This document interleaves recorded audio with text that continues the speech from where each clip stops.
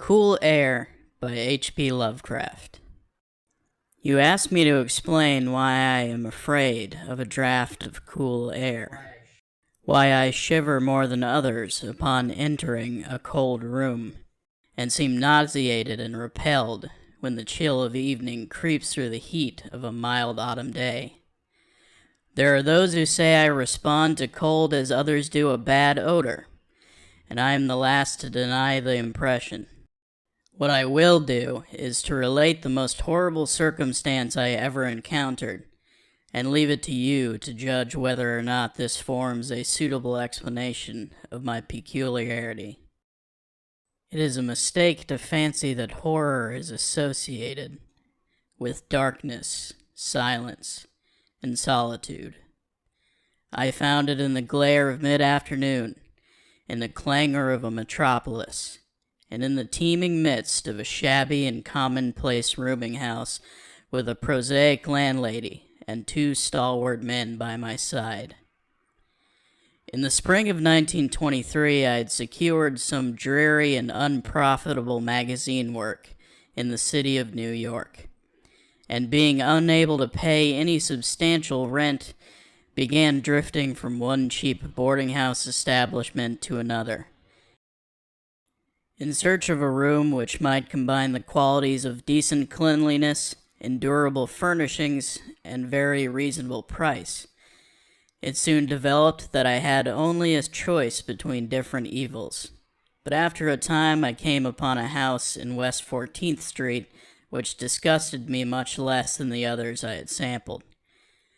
The place was a 4-story mansion of brownstone, dating apparently from the late 40s, and fitted with woodwork and marble, whose stained and sullied splendor argued a descent from high levels of tasteful opulence.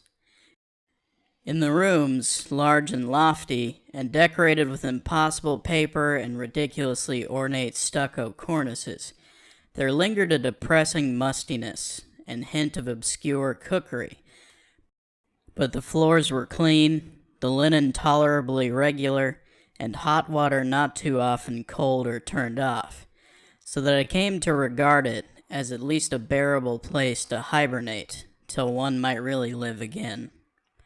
The landlady, a slatternly, almost bearded Spanish woman named Herrero, did not annoy me with gossip or with criticisms of the late burning electric light in my third-floor front hall room, and my fellow lodgers were quiet and uncommunicative as one might desire, being mostly Spaniards a little above the coarsest and crudest grade.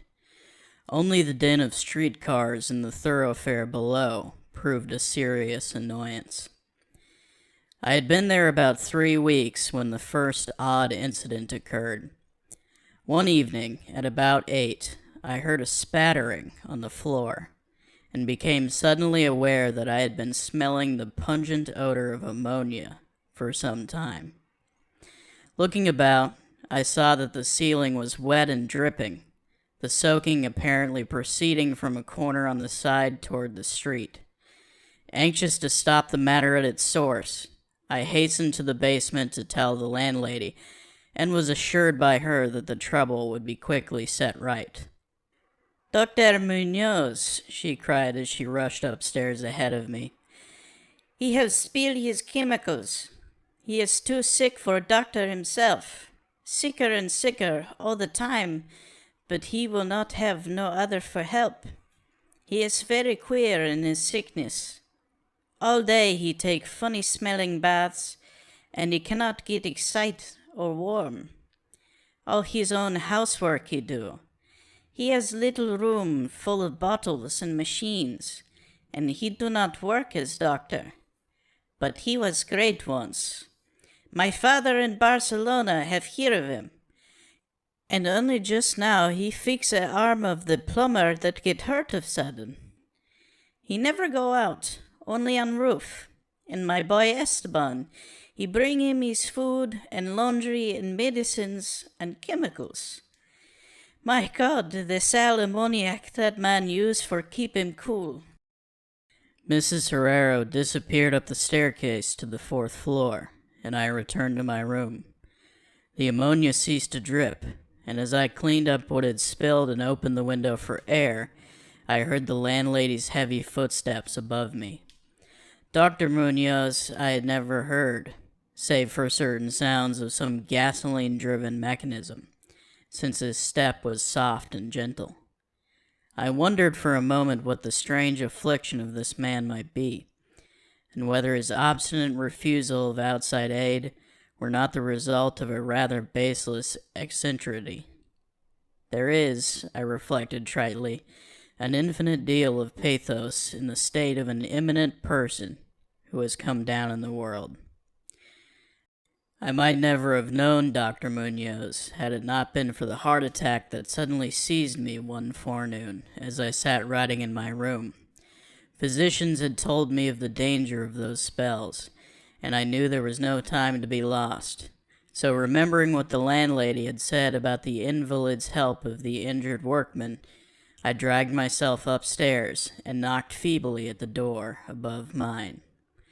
My knock was answered in good English by a curious voice some distance to the right, asking my name and business. And these things being stated, there came an opening of the door next to the one I had sought. A rush of cool air greeted me, and though the day was one of the hottest of late June, I shivered as I crossed the threshold into the large apartment whose rich and tasteful decoration surprised me in the nest of squalor and seediness. A folding couch now filled its diurnal role of sofa, and the mahogany furniture, sumptuous hangings, old paintings, and mellow bookshelves all bespoke a gentleman's study rather than a boarding-house bedroom. I now saw that the hall room above mine, the little room of bottles and machines which Mrs. Herrero had mentioned, was merely the laboratory of a doctor, and that his main living quarters lay in the spacious adjoining room, whose convenient alcoves and large contiguous bathroom permitted him to hide all dressers and obtrusive utilitarian devices. Dr. Muñoz, most certainly, was a man of birth, cultivation, and discrimination. The figure before me was short but exquisitely proportioned, and clad in somewhat formal dress of perfect cut and fit.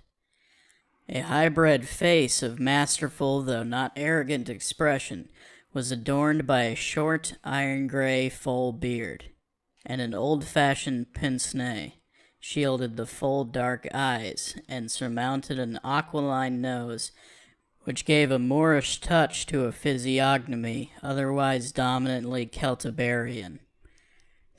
Thick, well-trimmed hair that argued the punctual calls of a barber was parted gracefully above a high forehead, and the whole picture was one of striking intelligence and superior blood and breeding.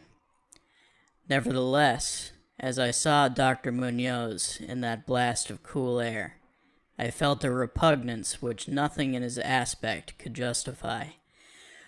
Only his lividly inclined complexion and coldness of touch could have afforded a physical basis for this feeling, and even these things should have been excusable considering the man's known invalidism.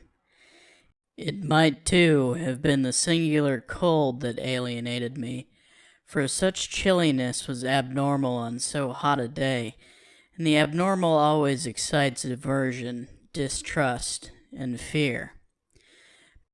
But repugnance was soon forgotten in admiration, for the strange physician's extreme skill at once became manifest, despite the ice-coldness and shakiness of his bloodless-looking hands.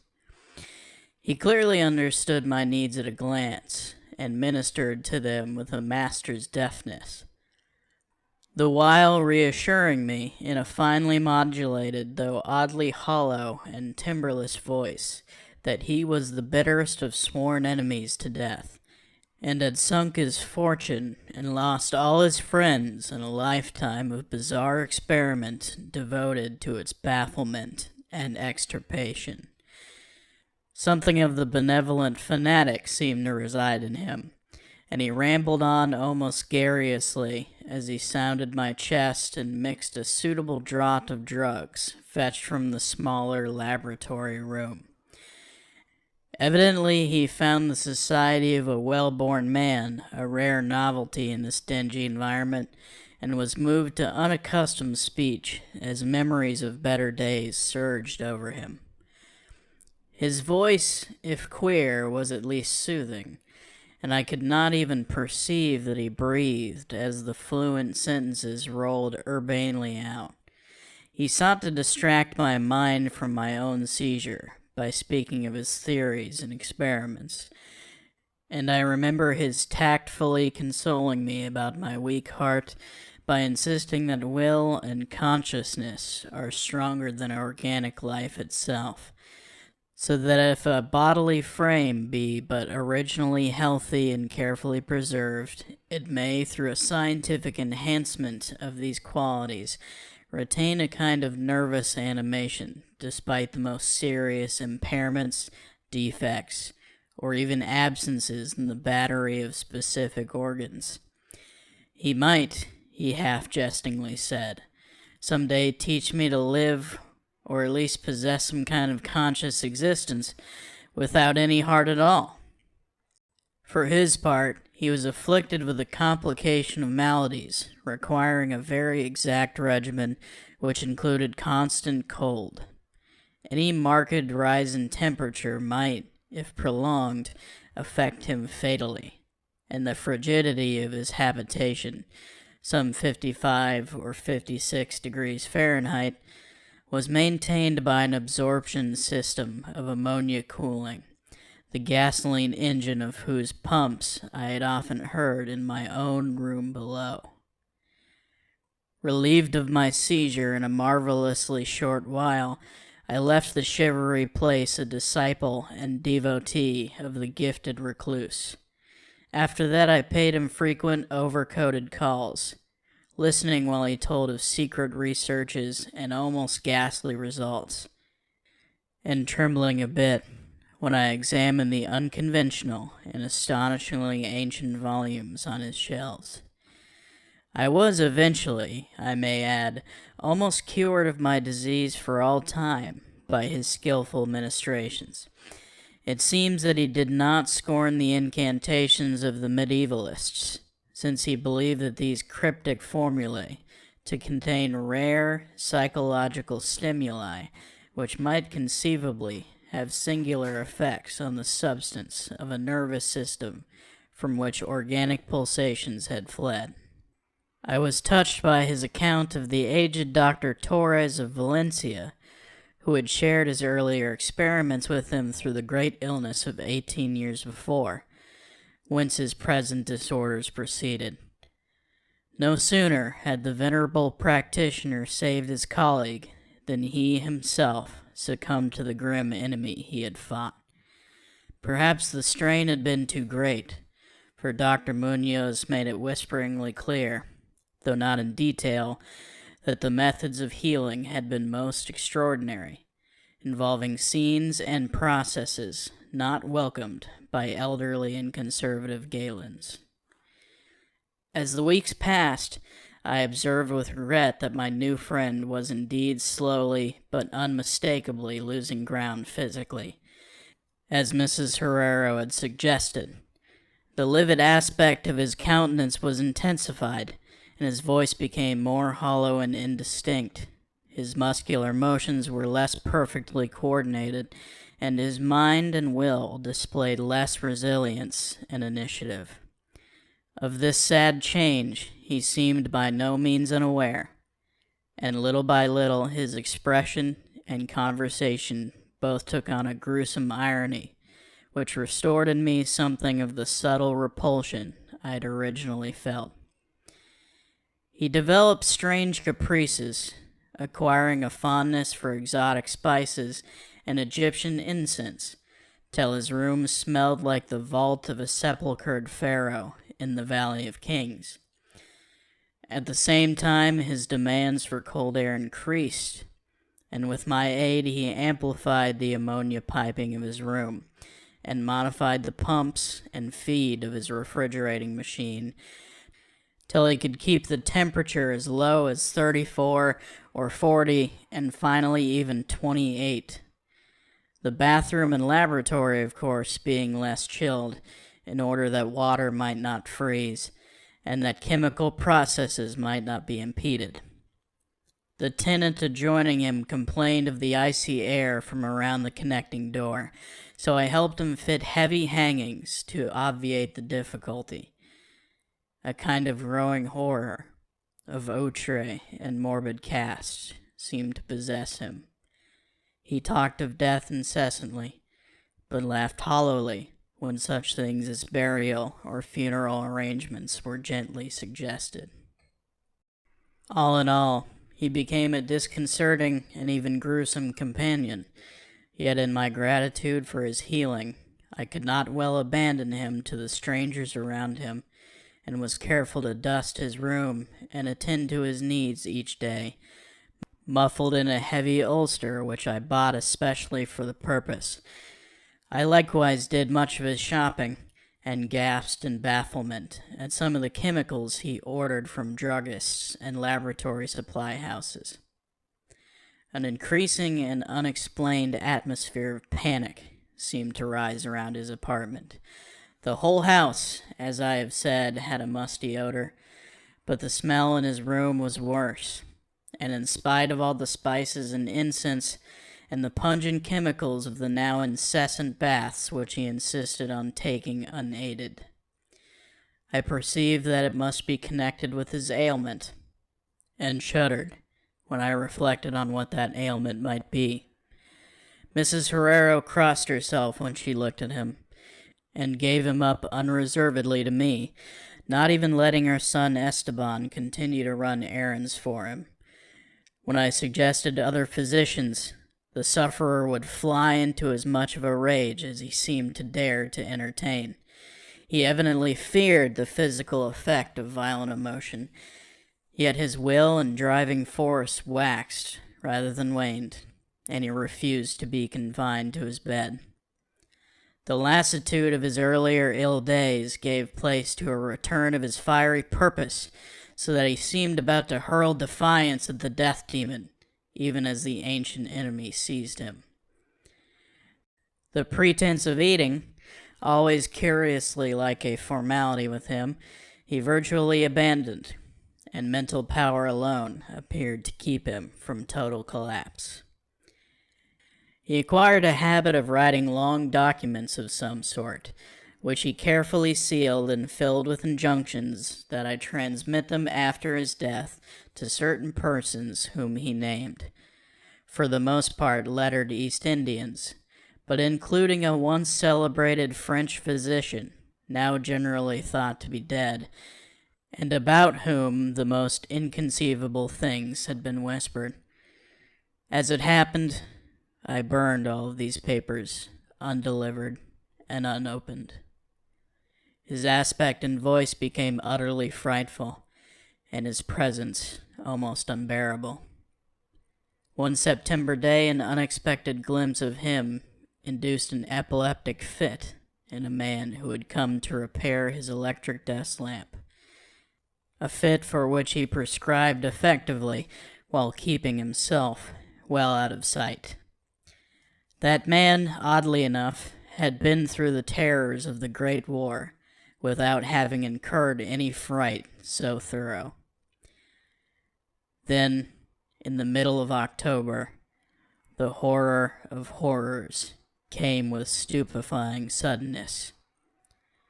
One night, about 11, the pump of the refrigerating machine broke down, so that within 3 hours the process of ammonia cooling became impossible.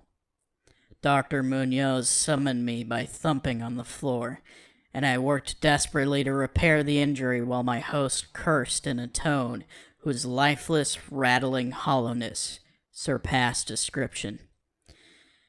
My amateur efforts, however, proved of no use, and when I had brought in a mechanic from a neighboring all-night garage, we learned that nothing could be done till morning, when a new piston would have to be obtained. The moribund hermit's rage and fear, swelling to grotesque proportions, seemed likely to shatter what remained of his failing physique. And once a spasm caused him to clap his hands to his eyes and rush into the bathroom. He groped his way out, with face tightly bandaged, and I never saw his eyes again. The frigidity of the apartment was now sensibly diminishing, and at about 5 a.m. the doctor retired to the bathroom, commanding me to keep him supplied with all the ice I could obtain at all-night drugstores and cafeterias, as I would return from my sometimes discouraging trips, and lay my spoils before the closed bathroom door. I could hear a restless splashing within, and a thick voice croaking out the order for more. More. At length the warm day broke, and the shops opened one by one. I asked Esteban either to help with the ice fetching whilst I obtained the pump piston, or to order the piston while I continued with the ice, but instructed by his mother, he absolutely refused. Finally, I hired a seedy-looking loafer whom I encountered on the corner of 8th Avenue to keep the patient supplied with ice from a little shop where I introduced him, and applied myself diligently to the task of finding a pump piston and engaging workmen competent to install it. The task seemed interminable, and I raged almost as violently as the hermit when I saw the hours slipping by in a breathless, foodless round of vain telephoning, and a hectic quest from place to place, hither and thither by subway and surface car. About noon I encountered a suitable supply house far downtown, and at approximately 1:30 p.m., arrived at my boarding place with the necessary paraphernalia and 2 sturdy and intelligent mechanics. I had done all I could, and hoped I was in time. Black terror, however, had preceded me. The house was in utter turmoil, and above the chatter of odd voices, I heard a man praying in a deep basso.